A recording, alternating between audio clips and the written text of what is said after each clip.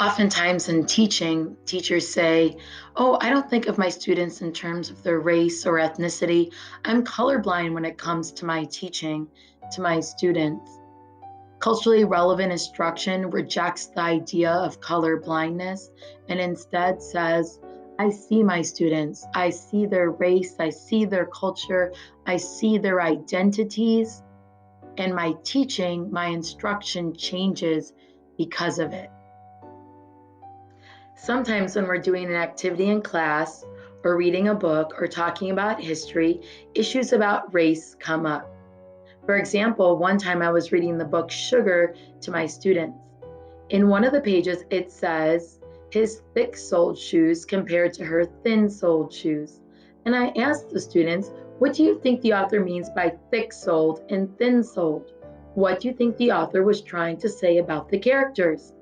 Here I thought I was asking an inferring question when one of my students responded, "He has thick soled shoes because he's white. The other girl has thin soled shoes because she's black." Another student said, "No, no, no. His shoes are thick soled because he's rich, and her shoes are thin soled because she's poor." To which the first student responded, "Same difference." In this moment, you have an opportunity to discuss and talk about race and injustice, or you have the opportunity to overlook and pass off comments. When we choose to ignore comments that students make about race or ignore questions that students ask about racial issues, we are not choosing to be neutral in this conversation. Instead, we are unknowingly teaching students a lesson that race is something we do not talk about. Oftentimes, teachers choose to ignore comments or pass over comments about race quickly because they feel vulnerable. They think, maybe I don't know enough about the issues that the student's talking about here. Or am I even allowed to discuss this topic in class? Or am I also allowed to lead a discussion on something that I'm not that knowledgeable about? But this is a huge disservice to your students. Talking about race is really important in our classrooms if we want to leverage social justice in our communities. You, as a teacher, have a lot of strengths that you can build off of. You have a good rapport with your students, you have a pure heart, you have good intentions of helping the world to become a more just place. But there's also some needs that you might have as a teacher, like how do you set clear ground rules, or how do you get ready and be prepared for conversations like this? The next few minutes in this video are going to show you some strategies that you can use when approaching difficult topics about race. When entering into conversations about race, it's important to take a moment to stop and set the stage. Even when these conversations arise unknowingly, I stop the conversation for a brief moment to let the students know the sensitivity of the issues that we're discussing. I also affirm the maturity, letting them know that this is an important conversation about social justice and that I know that they are mature enough to handle it. Finally, I lay out some ground rules about the conversation. Like, we are going to have a hard conversation about difficult topics. And this is why it's important to talk about this issue. In addition, I let them know that everyone's entitled to their opinion and how to listen respectfully and disagree respectfully with each other. If students are to have intellectual conversations about race and issues that surround race, it's important for them to understand the vocabulary needed to have those conversations. This tree is an example of an activity that I do with my students so they can understand the different words and how they relate to racism.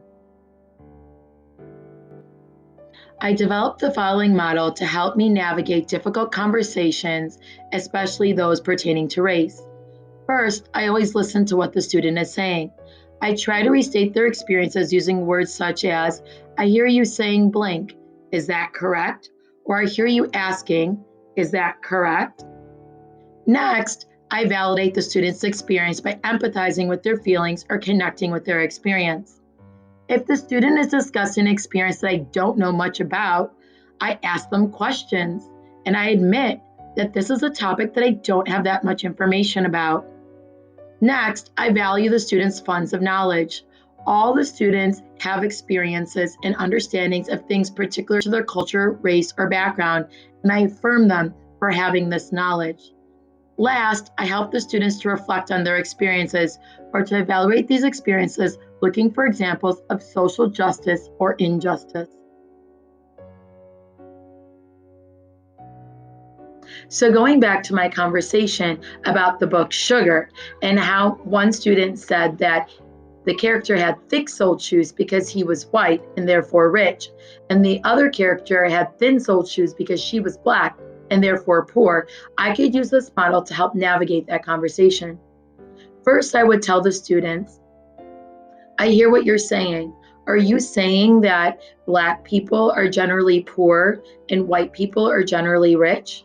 And I would validate their experience by saying, thank you so much for sharing your opinion and perspective with me. I might admit, you know what? I don't know a lot about that. Can you tell me a little bit more about why you feel that way? And after a student shared their experiences and examples that led them to that conclusion, I would thank them for sharing those experiences and examples that they are familiar with. And finally, I would help them reflect on their perspective. And I might ask them a question like, do you think it's fair that one can predict a person's income level based on their skin color? What can we do as a society to help make sure that race or skin color is not a predictor of wealth? Though talking about race in the classroom can be challenging, there are so many benefits to talking about race and racial issues with your students. Many students already have an understanding of their race, and some have negative internalized images about their race. These negative images are promoted by the larger society and affect the way students perform in school. Also affects the way students feel about themselves and others whose races differ from their own. Schools have a unique position to help students to interrupt and to interpret this imagery through their curriculum, the lessons they teach, and the discussions they have with students in their classroom.